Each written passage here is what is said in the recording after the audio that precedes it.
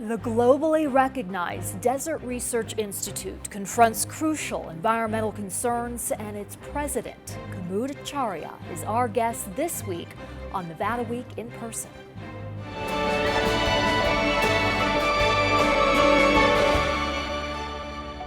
Support for Nevada Week in Person is provided by Senator William H. Hernstadt.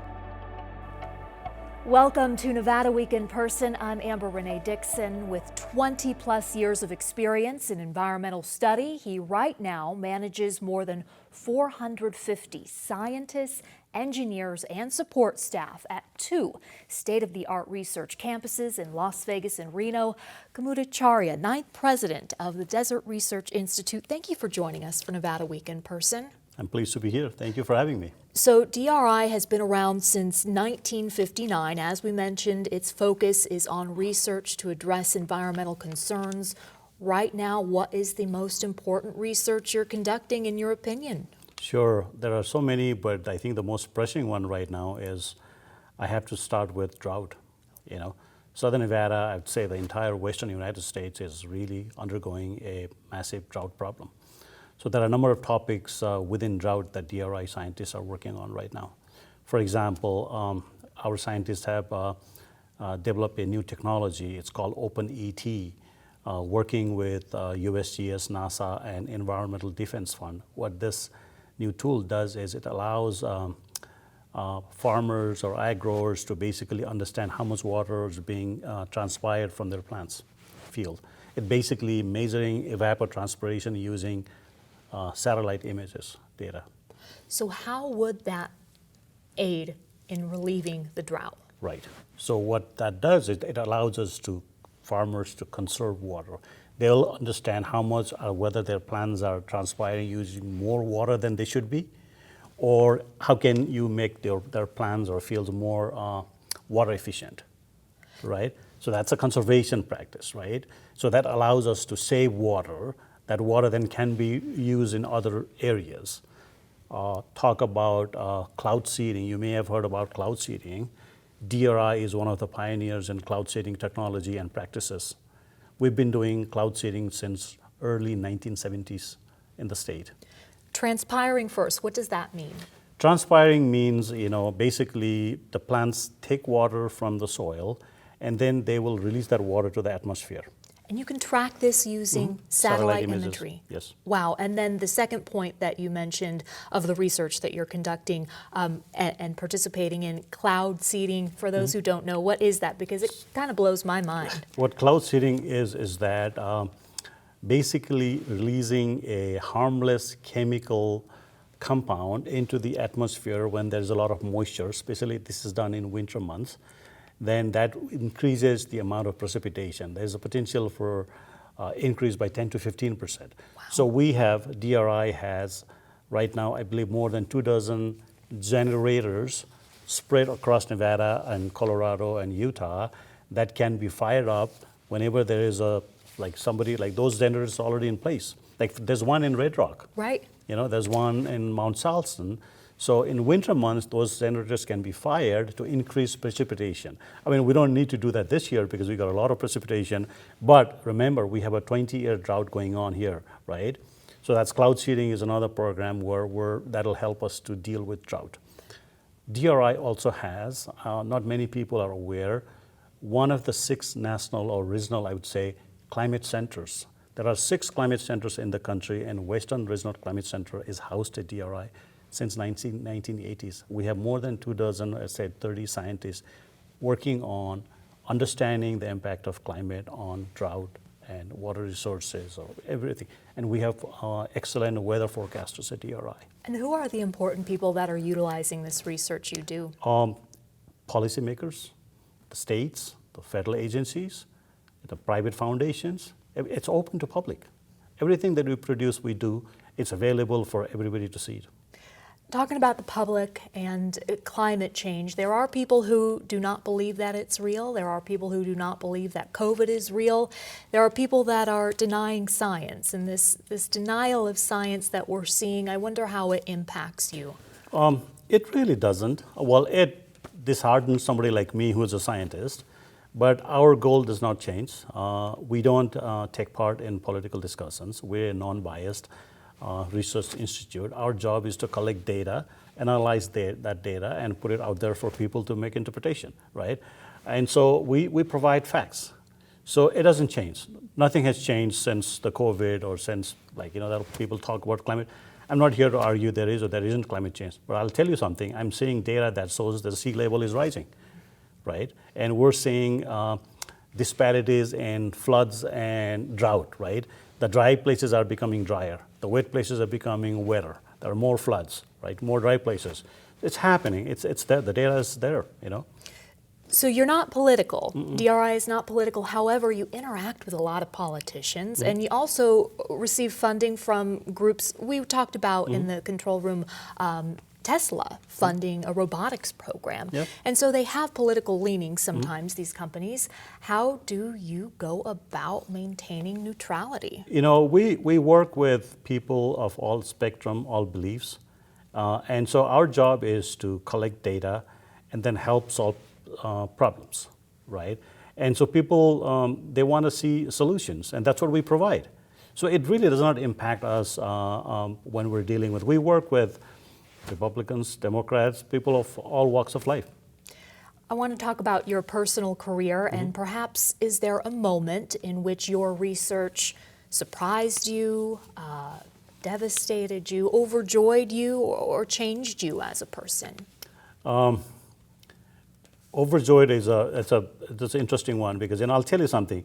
Research hasn't impacted me profoundly, but during the course of the research, the things that I've seen, the places that I've visited, the challenges that I've seen, they have certainly changed me and my perspective. I'll give you a couple of examples. I was invited by a couple of my colleagues, European colleagues, to go to Indonesia one time to work in a village. And they explained to me that village, people are very poor, they don't have drinking water supply, there's no pipelines like here.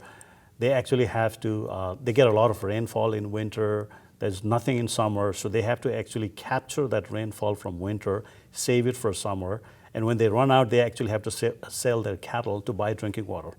And they said, do you want to go and work with us? And I said, great. So we raised money from Rotary clubs around the world, and I went and lived in a village for a month, building rainwater harvesting system for that village. We built 60 tanks, and then we built collection system, and the joy that you see in their people's eyes, it's life-changing. And how did it change And your that life? That changes the importance of things here. I think the things that we talk about, we complain here, those are trivial compared to the hardships those people go through. That's what changed my perspective in many ways. Listen, I grew up in Nepal. Nepal is one of the poorest countries in the world. I grew up in the capital, Kathmandu. But in Nepal, it's a very difficult terrain. 60-70% of Nepal is mountainous because we have the tallest mountain in the world, Mount Everest. So from sea level to like 8,800 meters, right? And so people live in villages. Sometimes women who do the household work, they have to walk a mile to get a bucket of water. I've seen that growing up, not in capital, when visiting those places. And that's what changes your perspective in life. Is that what led you to have a passion for water? Absolutely, absolutely. How else did you get involved in science? So from Nepal, born and raised there, you came to the U.S. in 1993 as a Bradley University graduate, got your PhD in environmental science in Japan. Where did this passion for science stem from? So growing up, one thing that my parents told me was, you want to go places, get educated. And that's exactly what I did. So I was really, I was good at maths. I liked maths, So when a subject that comes easy for you, then you said, okay, maybe I should study something related to math. And I decided to get into engineering, but to get into engineering, then I had to take physics, chemistry, and learn all the science. And that's how I got involved in, so I have a civil engineering undergraduate degree, and then the master's and PhD in environmental and biology. That's how I got into STEM education. When you tell people about that, what can they take away as far as, gosh, you can start in one line of work and end up in something different? I'd say that STEM education is so important. It opens so many opportunities for you, whether it's science, whether it's technology, whether it's math. Listen, I started as a math student and became a science leader here in the United States, right? So yeah, I think the whatever like speaks to you, right? Something that you're good at or you want to learn about, just pursue your passion, and that'll take you to places. Science leader, I like that title. Your parents, they must be awful proud of you. They are. My parents are very proud. I'm a second generation US graduate. My father also went to school here, but he did not live here. He went back to Nepal, and he lives in Nepal right now. I want to elaborate on STEM education. Speaking of politicians, you were with U.S. Representative Susie Lee recently, who talked about getting funding, securing funding to advance STEM program here in Nevada. And she says it can diversify the economy here, which we know is in need of it, away from gaming and tourism. How does it do that? So that's a great question. So let me talk a little bit about DRI's STEM program and why it is important. We have, as you said in the beginning, more than 450 people working at DRI. At any time, we have more than 100 different science topics being researched on, or trying to find solutions for. And then all of the science, that science that we do, we would like to translate or explain that science to community and people. Right? How do you do that? How do you translate that science that happens at DRI and tell that to kids, like, hey, science is fun, science is important. So that's what led to DRI's STEM program. We said, okay, we have all this cool science, let's develop educational materials around our research, and let's use that to educate our children, right? For example, you talk about recycling, right? So what about we created a recycling tool or a small mini lab that we can take to schools and then tell kids, hey, this is how the recycling works, this is how you save water, this is how you reuse plastics and things like that, right? So that led to DRI's STEM program, where basically we're trying to use our science to teach them different things, right? And so we have a excellent program called Science Alive at DRI. We have 40 different topics in science that we actually, these are called green boxes. Each box is a kit in itself that has instructional materials, that has experimental materials, everything that we actually send to schools free of cost. The teachers can go online, request those boxes, and we ship them at our dime, and they can also ship back to DRI at our cost, our dime, right? They can use that in classrooms to educate kids on the importance of science, right? That's how the STEM program started. And then we're thankful to Congresswoman Lee that she brought additional funding for us to expand this program. Now, DRI, we've recently built a lab at DRI where teachers can borrow science equipment from DRI. And the ultimate goal with this, though, in addition to learning skills like recycling, is to lead kids into other career paths? The science is science and innovation. DRI scientists we also call ourselves, we're entrepreneurs. So entrepreneurs means we're basically starting new areas, new businesses, right? It leads to all kinds of opportunities. Science does. Science and entrepreneurial skills, I think that's a neat combination. Thank you so much for joining us on Nevada Week in Person. And to see more of Nevada Week in Person, as well as this week's edition of Nevada Week, go to vegaspbs.org/Nevada Week.